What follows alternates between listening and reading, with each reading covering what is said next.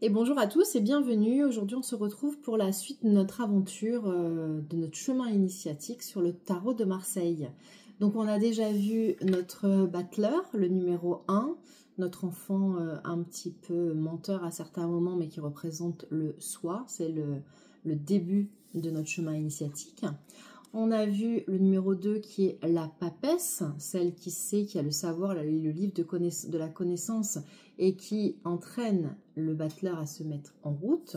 Et enfin, donc le numéro 3 qui était cette impératrice, qui est cette femme stable, qui sait ce qu'elle veut, qui sait obtenir ce qu'elle veut, qui est la grande communicante du tarot de Marseille.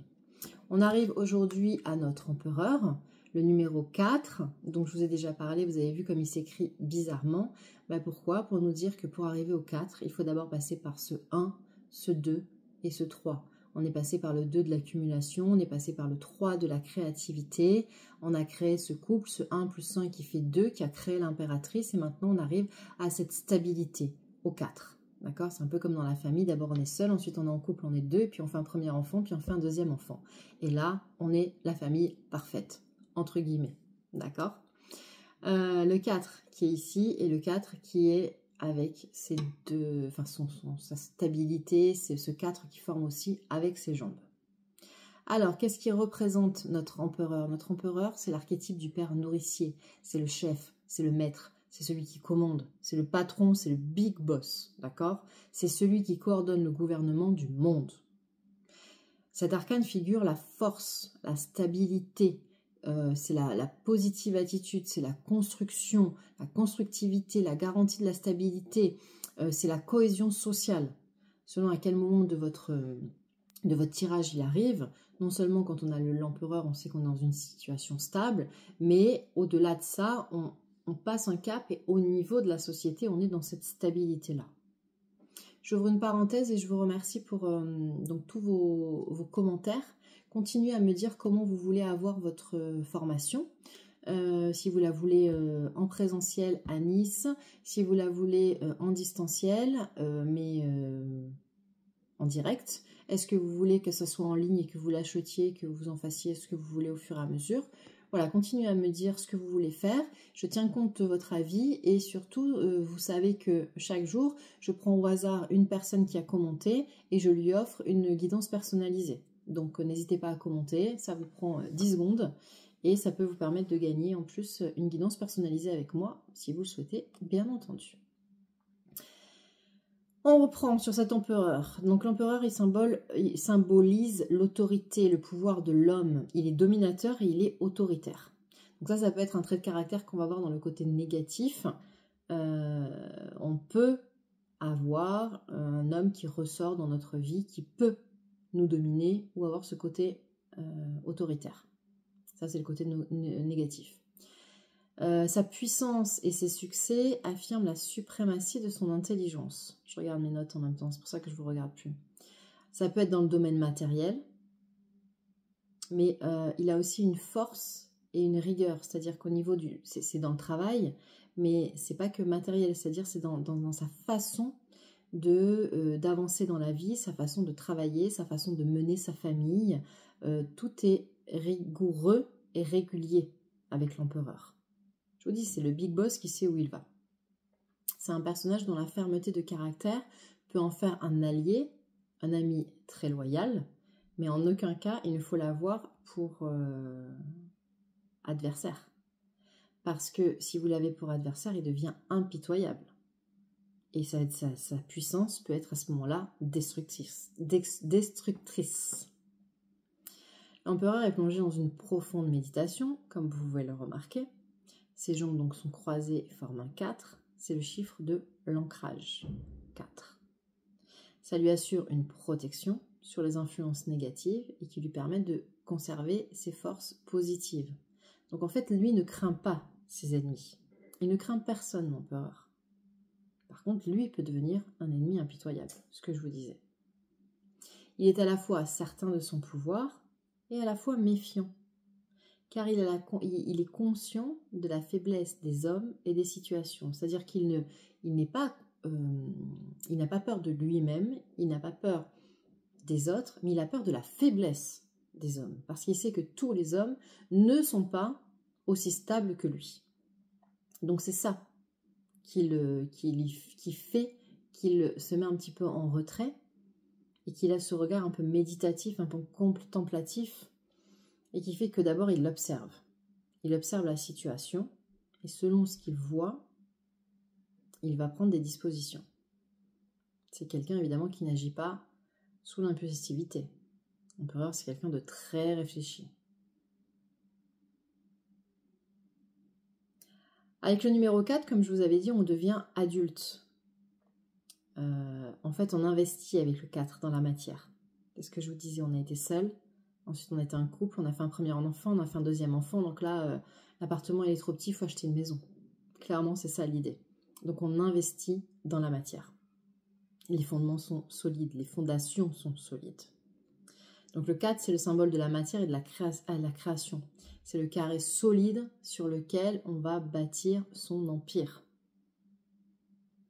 Évidemment, il est l'époux de l'impératrice, qui, elle, règne sur la spiritualité, alors que lui, il règne sur la matière.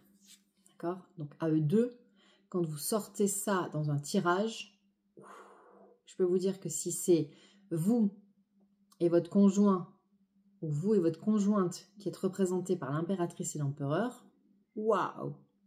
C'est que vous êtes bien ancré, bien assis, et que vous pouvez avoir des ambitions très hautes, très lointaines, que vous allez obtenir et atteindre, bien évidemment. C'est le couple parfait. Alors évidemment, quand on tire la papesse et le pape, c'est aussi très bien. Mais on reste sur de la spiritualité. Là, l'empereur, il nous met dans la matière. Avec lui, on acte, avec lui, on gagne de l'argent, avec lui, on travaille, voilà, on achète, on est dans la matière. Il est protecteur, par contre, il est rassurant. Donc, on a à la fois une stabilité matérielle, mais affective avec lui. Je vous dis, c'est un bon père, c'est un bon mari, c'est même un bon dirigeant. Hein. Il peut diriger avec autorité, fermeté, mais humanité. Donc, comme je vous disais, sentimentalement, il va apporter l'amour, la stabilité. Mais tout ça, c'est sous son autorité. C'est-à-dire qu'il va vous aimer, vous allez être en sécurité, vous n'allez manquer de rien avec un empereur. Mais attention à ne pas faire un petit pas de travers. Parce que déjà, il ne vous le pardonnera jamais. Et surtout, il ne faut pas que vous en fassiez votre ennemi. Parce que là, ça sera très compliqué de revenir en arrière. Donc, comme je vous disais, ça peut être un très bon chef d'entreprise. Mais on peut aussi parler de carrière politique. Quand on sort l'empereur, ça peut être quelqu'un qui fait une carrière politique. Bon, après, on peut avoir... là, souvent, on a des chefs d'entreprise qui se lancent dans la politique. Donc voilà, on est dans ces énergies-là, où on est sur une énergie... Alors, une femme peut être représentée par un empereur. Hein. Elle n'est pas toujours représentée par une impératrice. Hein. Mais à ce moment-là, ça voudrait dire qu'elle a énormément d'énergie yang. Mais c'est tout à fait possible. Allez, je prends mes petites notes. Je vais vous dire ce qui le représente. Donc, on va faire le contraire. Je vais commencer en négatif. Comme ça, on va finir par le positif. Si vous sortez l'empereur en côté négatif, à l'envers. Donc là, il peut représenter un homme qui fait preuve d'autoritarisme, mais dans le sens de tyran. Il est égoïste, c'est un mari exigeant. C'est-à-dire qu'à l'envers, vous n'allez pas être libre si vous avez un mari qui est empereur à l'envers. Ça peut être un ennemi, comme je vous ai dit, un ennemi farouche, voire dangereux. Et c'est également un homme qui se laisse aller à la paresse ou à l'indécision. C'est-à-dire que s'il sort, vous êtes représenté ou votre conjoint est représenté par un empereur à l'envers, ça ne va pas être quelqu'un justement qui va prendre des décisions ou qui va acter, qui va être dans cette rigueur. Il va être dans le contraire de la rigueur. Donc il va plutôt se laisser aller à la paresse et à l'indécision. Ça, c'est en négatif, s'il apparaît en négatif. Par contre, en positif, c'est la position du maître qui va être sévère, mais juste, qui amène l'autre à ne rien négliger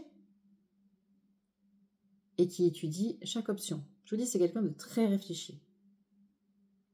Il représente un homme de pouvoir, qui est ferme et stable dans ses décisions. C'est aussi un homme qui est d'une très grande fidélité et d'un soutien efficace quand il apparaît en temps. Alors, ok, c'est un mari qui peut être exigeant, mais il va être fidèle. Avec l'empereur, on a un homme qui a une position de maître d'apprentissage, de conseil. Il sait donner les conseils, il a vécu, il a de l'expérience. Donc on va venir le voir pour qu'il nous donne des conseils dans l'organisation et la réalisation de nos projets. C'est quelqu'un qu'on vient consulter.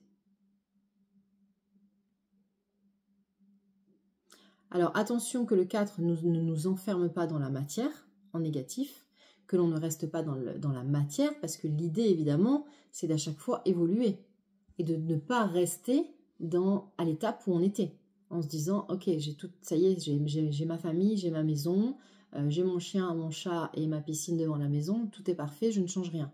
Ah non, justement, c'est bien ça l'idée, c'est ça y est, j'ai atteint le stade de la matérialité, j'ai tout ce qu'il faut, je ne manque de rien financièrement, matériellement.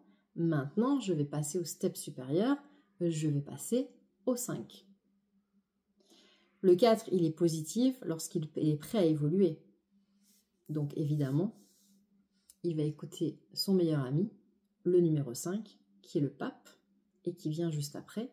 Et ce numéro 5 qui va faire le lien entre la terre et le ciel. C'est-à-dire qu'il va lui dire maintenant, mon cher ami, maintenant que tu as tout au niveau terrestre, matériel, ouvre un peu ton esprit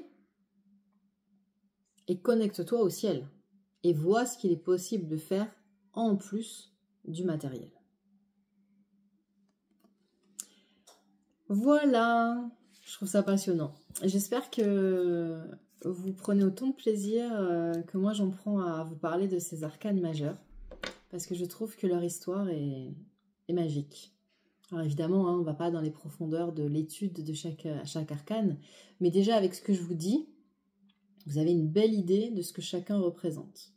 Et vous pouvez commencer à prendre des notes et à commencer à apprendre à tirer les cartes à partir du tarot de Marseille avec les arcanes majeures. Je vous remercie, continuez de commenter et je vous dis à bientôt pour le numéro 5. On se retrouve pour le pape.